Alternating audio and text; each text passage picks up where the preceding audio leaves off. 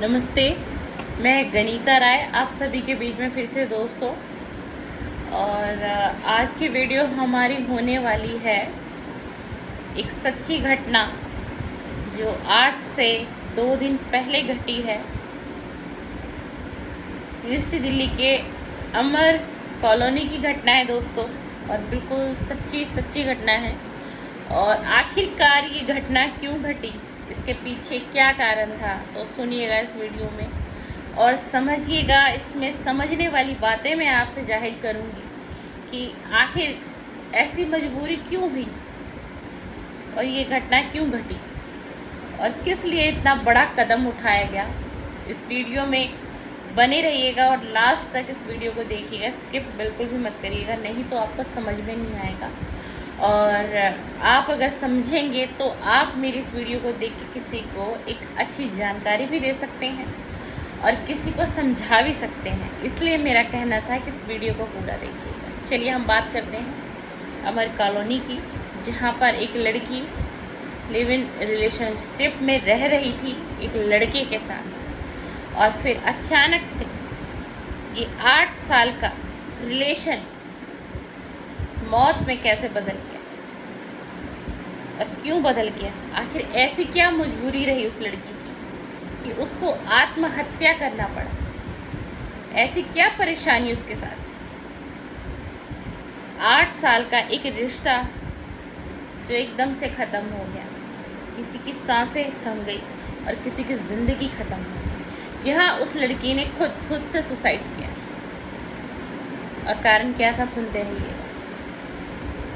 जब ये शुरुआती रिश्ता था तो दोनों में बहुत प्रेम था, दोनों एक जगह जॉब करते थे, साथ आना जाना था। लड़के ने लड़की को पसंद किया और लड़की ने लड़के को पसंद किया। दोनों ने आपस में वादे किए कि हम जिंदगी को साथ जिएंगे। वो कस्में, वो वादे सब धरे के धरे रह गए। आखिरकार उस लड़की के साथ ऐसा क्या हुआ। उस लड़के ने कहा, मैं तुमसे शादी करूँगा, कुछ वक्त दे दो, कुछ वक्त मुझे दे दो, कुछ वक्त तुम रुक जाओ, लेकिन हाँ मेरी एक इच्छा और है तुम्हारे साथ कि तुम मेरे से लिव इन में रहो और हम दोनों साथ साथ रहेंगे, और हम दोनों अभी शादी का फैसला नहीं ले सकते। मेरी कुछ चंद मजबूरियां हैं, मेरी कुछ चंद मजबूरियां हैं। लड़के ने लड़की को कहा।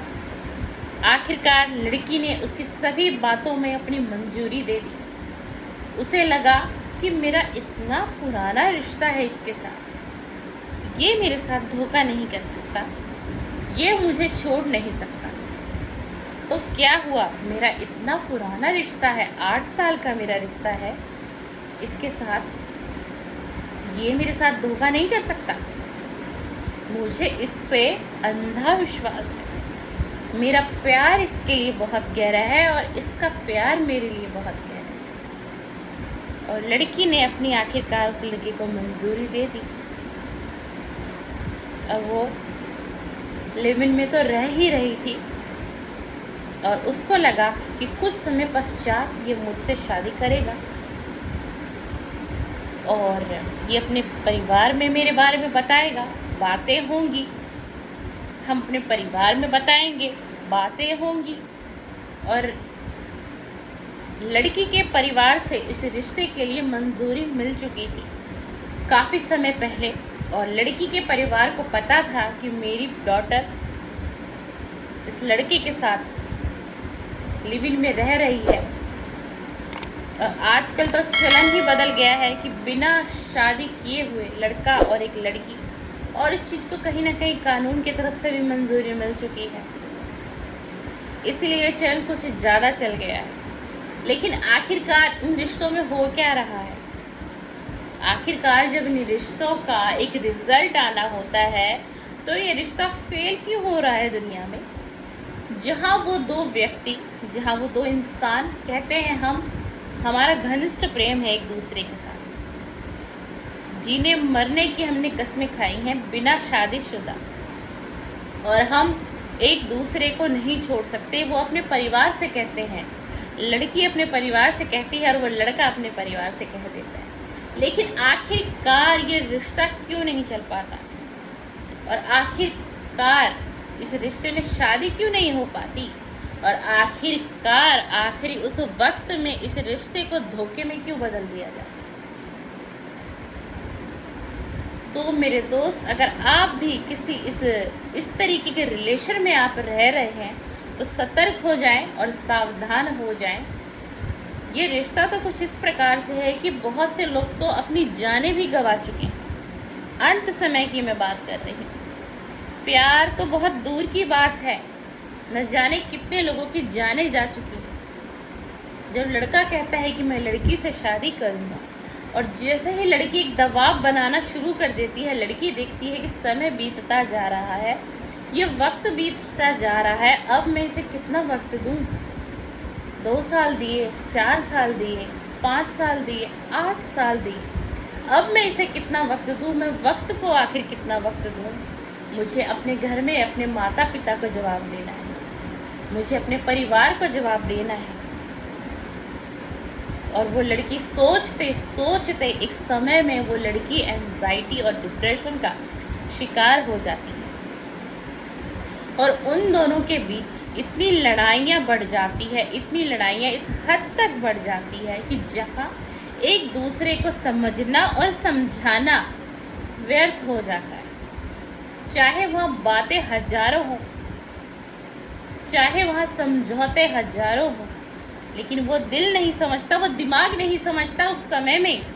और ये लगता है उस लड़की को कि मैंने अपने जीवन की बहुत बड़ी भूल करी, मैंने अपने माता और पिता की बात को नहीं माना, मैंने समाज को नहीं देखा, मैंने दुनियादारी को नहीं समझा, और आखिरकार अब मैं समाज में किस इज्जत से रहूँगी, किस नज़र से लोग मुझे देखेंगे, और आखिरकार मेरे परिवार की, मेरे माता, मेरे पिता की, मेरे भाई, मेरे बहनों की क्या इज्जत रह जाएगी, क्या इज्जत रह जाएगी।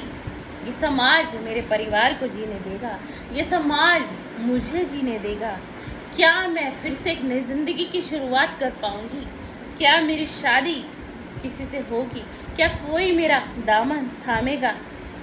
मैं तो बदनाम हो गई, मैं तो बदनाम हो गई। तो आखिरकार मेरा फैसला शायद यही सही है कि मुझे अपने जीवन को हमेशा हमेशा के लिए समाप्त कर देना चाहिए। मुझे जीवन जीने का कोई अधिकार नहीं।